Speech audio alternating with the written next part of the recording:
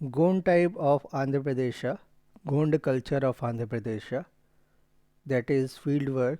Let us begin the topic. Good evening, friends. You are most welcome to Civil Affairs channel. Today we are going to discuss social anthropology by MAAN IGNOU, and our topic is comparative ethnography, and subtopic is field work. Let us begin this. The field notes and field diaries played a very important role to gather an in-depth and updated data about Gonds of Andhra Pradesh, where he was able to record the major information on the practical difficulties of the Gonds, their social structure and rituals, which were later transformed into reports of the Reformation Acts. Several cases, histories, were collected in order to understand the dispute between Gonds and other immigrant non-tribes. With the case histories, he was able to establish relations between Gonds and other communities from the past to present, and with which the conflicts and problems faced were traced and put to light. Learning the native language and its application in a prolonged field work fetches greater importance for a reliable data when ethnography is considered.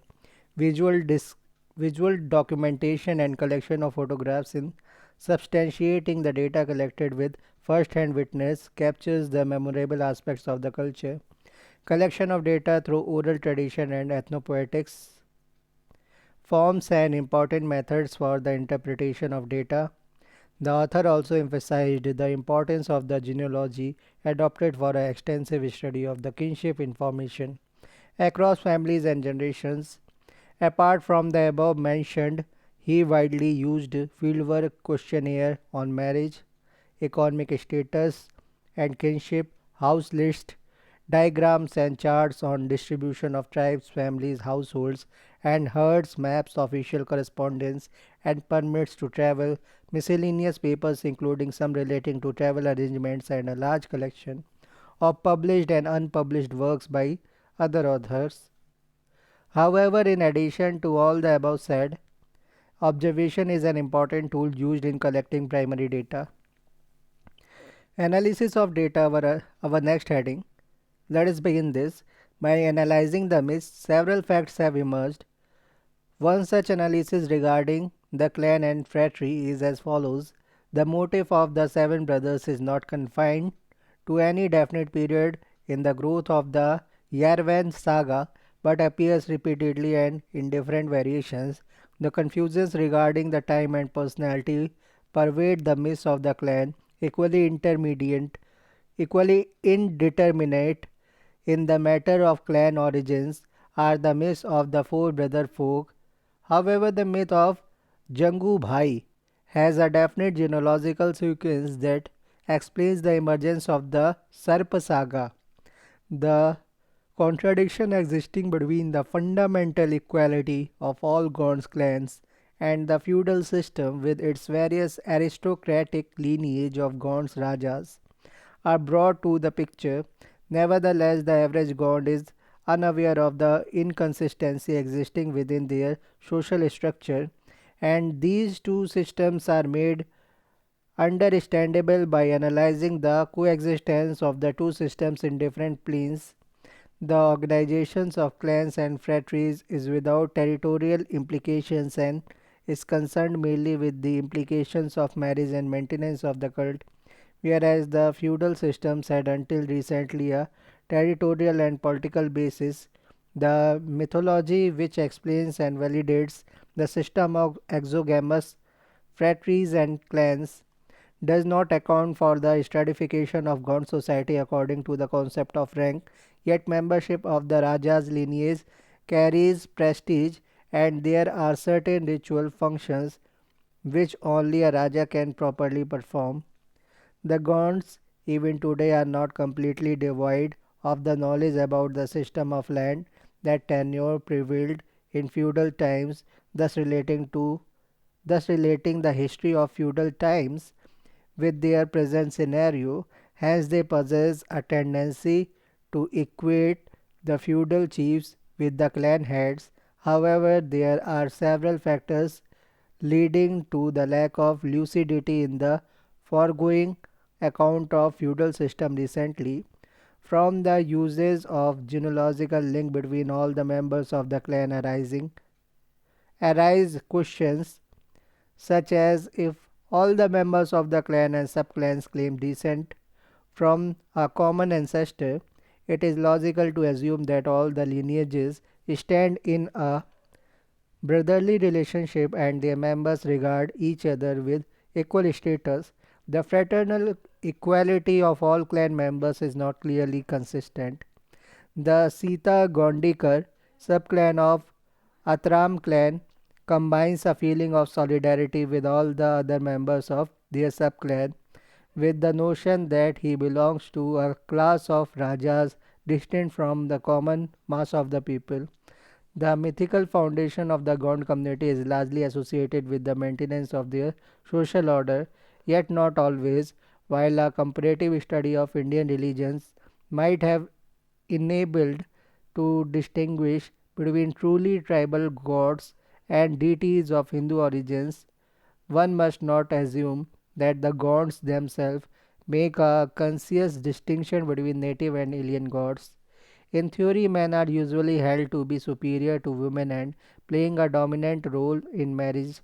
In practice, however, among the gods, relation between the spouses do not always conform to this model, and many women are the equal partners of their husbands, which can also be seen in their economic activities. Women are not meant only for household activities but also actively contribute to their livelihood. Yet in all the rituals undertakings, women are overshadowed by men. When considering the economy of the Gonds, the commercial relations and particularly the marketing of crops have undergone considerable changes recently, the result of shifting from the cultivation of the traditional food crops such as jowars to the money fetching cash crops cotton, the farmers do not have much grains to sell and many have even to purchase food with some cash they have obtained from the sale of cotton or in case of poor families from daily labors. Conclusion: a man's relationship to other men is his clan belonging to the gods remains unaltered from birth to death and cannot be modified by the creation of any other social ties. Through the detailed ethnographic account of the clan and fratry system, one can very well understand the kinship ties and responsibilities performed within them, which characterizes a tribe. The concept of clan land, which is a vital force of the tribal community, is almost dead. Among the Gonds of Adilabad, the modern laws of land tenure have superseded the older system of the clan territories jointly owned by the members of the clan. Under the modern conditions, the importance of the clan in all respects other than those of ritual and regulations of marriages is clearly on decline, and the present system of land tenure combined with the state laws of inheritance leaves little room for the right of the clan to prevent the diversion of the property of any of its members to the people outside the clan. The relationship of the Gonds and Pradhans, who were the bards initially, has also changed. In recent days, many of the Pradhans today no longer depend on the generosity of the patrons, for they now compete with Gonds in the field of agriculture and animal husbandry. There are also cases recorded where few of them have become affluent by their own efforts as cultivators. However, the prosperity based on agriculture has not alienated a Pardhan from performing his hereditary art as a bard. The process of Hinduization has influenced several other aspects of Gond's lifestyle. A great deal of Hindu mythology is seen into the traditional and poetic or poetical myths of Gonds, which in turn have been responsible for the merging of Gond and Hindu motifs and ideas.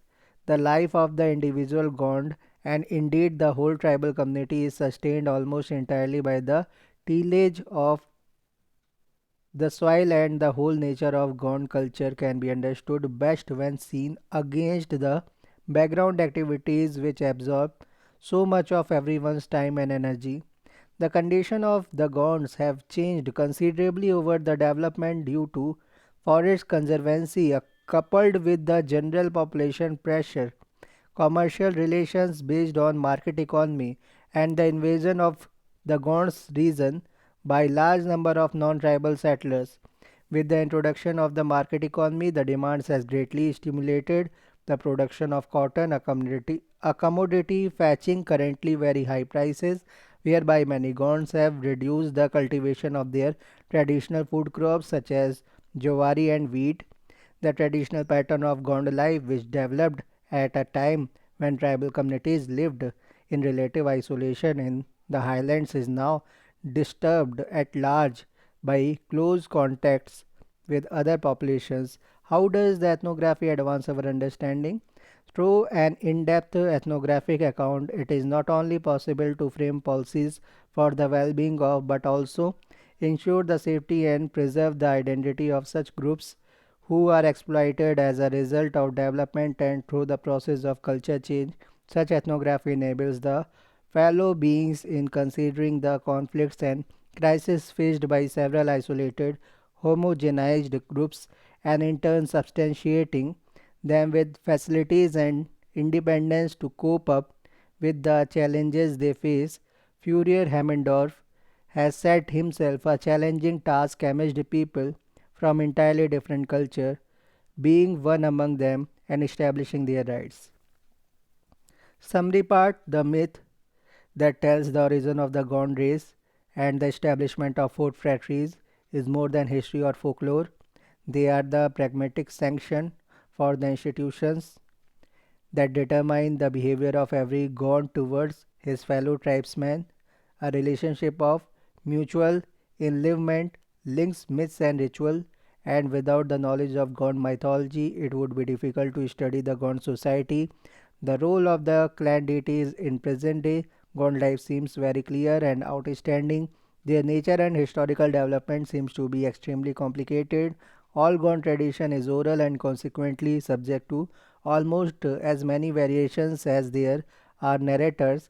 Guardians of the sacred lore are not the Gonds themselves, but their hereditary bards, pradhans and totis, who recite at each of the major annual feasts the appropriate myths and legends on whatever culture and economic levels of Gonds have stood in the past. They have been for several centuries peasants with solid homestead and an economy based on plug cultivation and cattle breeding. As long as no forest laws restricted the area upon restrict the area open to cultivation, they shifted their fields every few years, cultivating the land round their villages in rotation, without, however, changing their dwellings.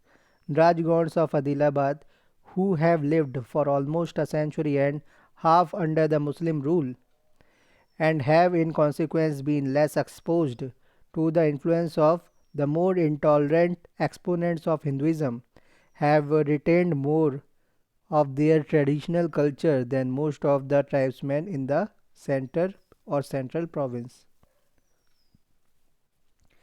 Gradually, the administration was tightened, communications were improved, and the government encourages the influx of new settlers into the tracts hitherto the undisputed domain of the Aboriginals. Hence, the effects of the on the economic and social position of the Gonds were far-reaching.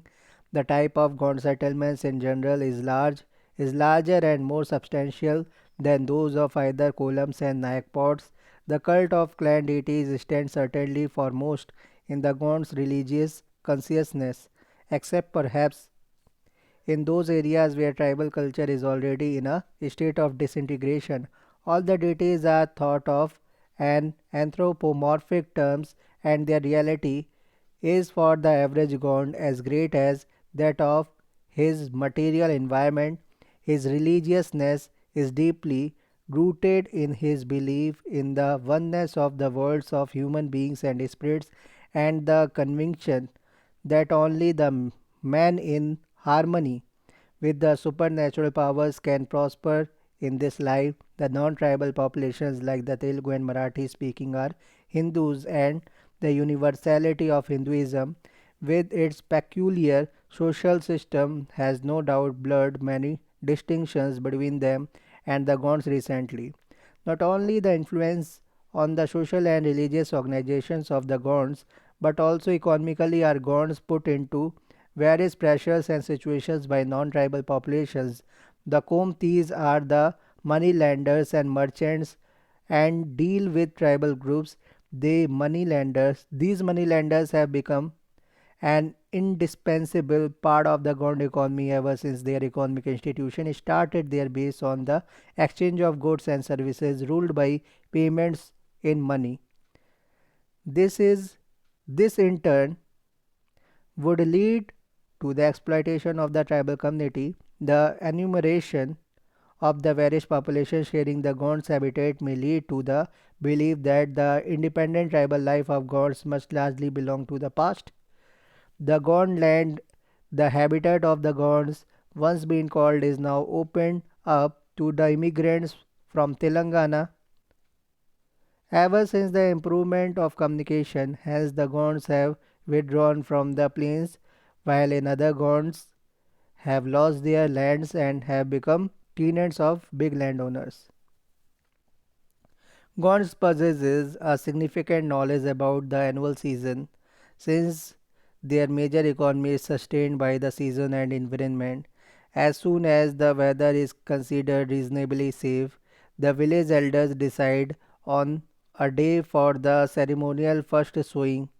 On the eve of the first sowing, rituals and sacrifices are offered to the clan deities, anticipating a good yield.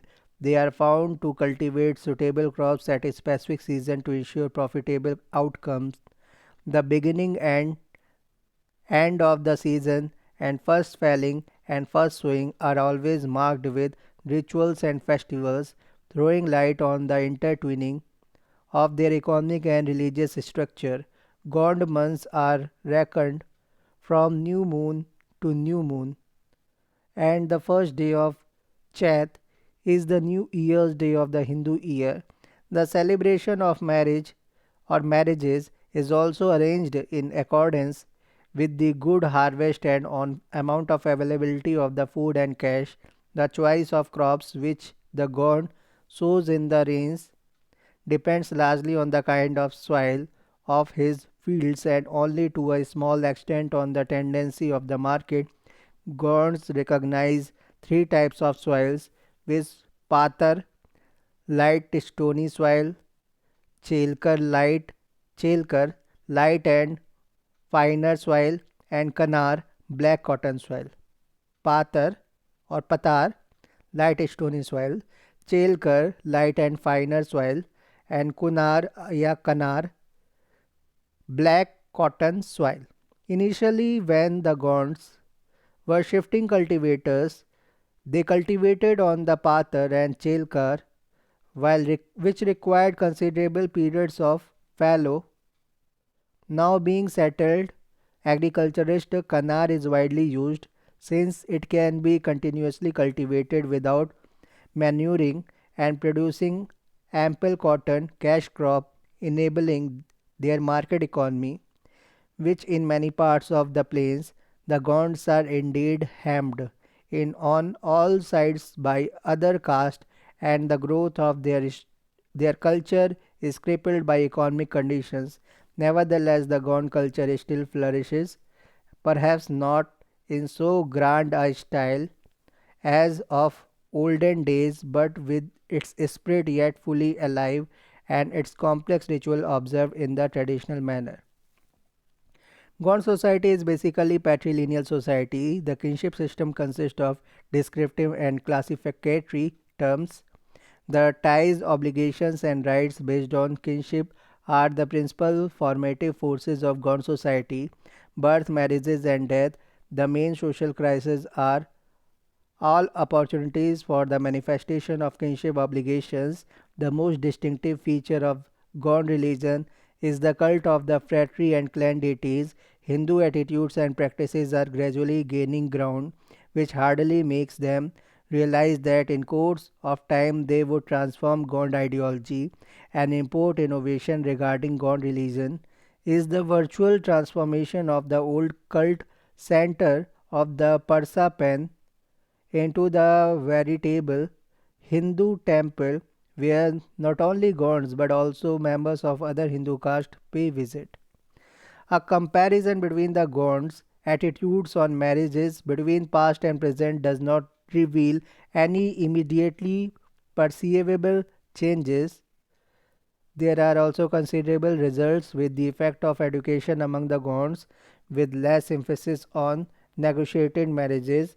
The marriages age is rising, and the attendance of the many children of both sexes at schools has also the effect of diminishing the likelihood of marriages between the very young children, such as used to be very common.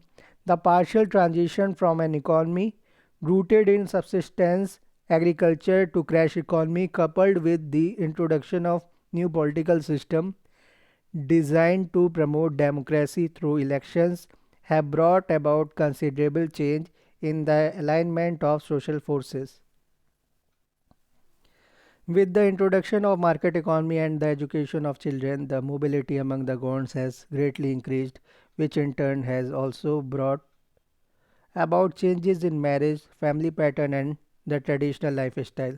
The Gonds in the past largely subsisted on slash and burn cultivation, growing monsoon crops, and due to the availability of sufficient land today, they are plug cultivators whose farming methods are not fundamentally different from those of Hindu peasants of the region. When the land was sparse, they could shift their fields frequently, cultivating single set of crops during the monsoon sufficed to cover their needs.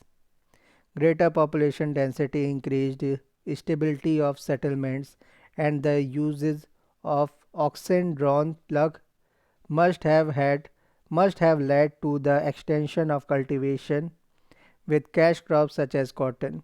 The greater part of the agricultural work is organized on the basis of individual families. The important change that has taken place in the economy of the Gonds is the increasing extent of the cash crops transactions and the partial transition from food crops to the cash crop. This, however, is not necessarily bringing an advantage to them, for they are well used to husbanding their stores of grains. There is no comparable tradition regarding the economic use of ready money. The major problem faced by the Gonds farmer is the rapid population growth, which had led to the mounting pressure on finite resources of land. The destruction of much of the forest, moreover, is resulting in erosion on the hill slopes and disturbances of the state of the ecology as a result of the contacts with outsiders. Gonds undergo marked struggle to retain their ancestral land and their economic independence and to protect themselves from land alienation and erosion of economic and social independence. Their rich agricultural and forest resources are largely exploited. With the introduction of Forest Conservancy Act, the acquisition and retention of the cultivable lands become a problem for the Gonds, making them feel the lack of permanent rights to their land. The areas open for cultivation were now restricted, and the Gonds were no longer sure to find land which they could cultivate on temporary tenure, and even those Gonds who had obtained land rights, many lost their land to non-tribal. It was recognized that the stabilization of the Gonds' position could be achieved only by securing their rights in the land they and their forefathers were cultivating, which required reversal of the existing policy concerning the allotment of the land, which can be achieved by the organization of the cooperative societies grain banks supported by the government loans, and investment on the legally constituted tribal panchayats with the power of administer. Thank you very much.